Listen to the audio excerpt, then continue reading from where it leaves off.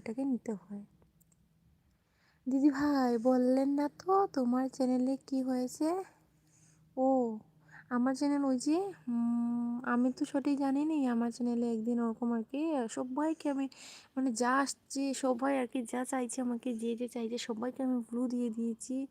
সবাইকে বলতে সবাইকে যারা যারা আসছে আমার লাইভে সবাইকে ব্লু দিয়ে দিচ্ছি। তারপর পরের দিন হচ্ছে গিয়ে ব্লু নিয়ে তো সবাই বলছে যে ব্লুটা রেখে দাও নিও না। আর অনেকে আছে যে না বলে চলে গিয়েছে। তো তাদের ভুল হয়ে গিয়েছে। তো পরের দিন আমি যখন লাইভে চলে আসলাম এইরকম হচ্ছে আধ ঘন্টা হয়নি হঠাৎ করে আমার মেসেজ এলো আর কি ইউটিউব থেকে, যদি আমি লাইভটা অফ করে না দিই তাহলে কিন্তু লাইভটা বন্ধ করে দেবো, 5 মিনিটের মধ্যে লাইভটা অফ করে দিতে হবে। তো আমি লাইভটা অফ করে দিলাম ভুল মানে মানে ভয় লেগে আর কি, ভয় লেগেছিলো অফ করে দিলাম। তারপর আবার আমি 10 মিনিট পর এসেছি লাইভে, তারপর সেম সেম এরকম ঘটনা হলো, আবার বললো যে লাইভটা অফ করে দেওয়ার জন্য, না হলে কিন্তু আর কখনো আমি লাইভ আসতে পারবো না ইউটিউবে।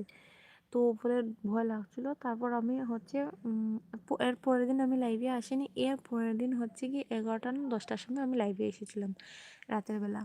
তখন এসে দেখি ঠিক হয়েছে আর সবার সাথে কথাবার্তা বলে মানে আমি বুঝতে পারছি যে আমার চ্যানেলটাকে হ্যাক করার চেষ্টা করেছিল। তার জন্য ইউটিউব আমাকে বারবার সতর্ক করে দিচ্ছিল যে আমি লাইভটা অফ করার জন্য, ওইটা আর কি। তো এরকম সবাইকে ব্লু দেওয়া যাবে না। তার জন্য যারা আমার সবসময় সাপোর্ট করে, সবসময় আমার যারা প্রিয় বন্ধু, যারা আমাকে বিশ্বাস করে বা আমি তাদেরকে বিশ্বাসের যোগ্য রয়েছে, যেমন দিদিভাই আপনি, আপনাকে কিন্তু ব্লু দেওয়া যাবে যখন আপনার ব্লুটা আপনি যখন যাবেন তখন কিন্তু আপনি আপনাকে ব্লুটা দিয়ে যাবেন। তো তো ওই রকম আর কি, যারা সবসময় আমাকে সাপোর্ট করে সবসময় আমার লাইভে আসে তাদেরকেই শুধু ব্লু দেওয়া যাবে।